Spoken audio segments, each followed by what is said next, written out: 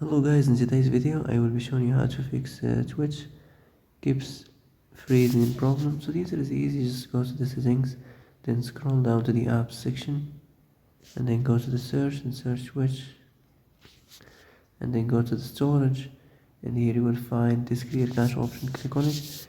Now you can go check it if it worked, and if it didn't you can try to restart your phone or turn the Wi-Fi off and on, or the Bluetooth or the airplane mode.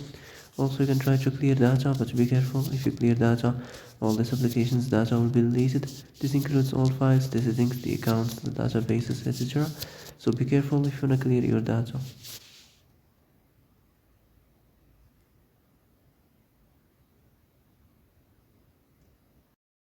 And that's it for today's video. I hope this is the answer you've been looking for.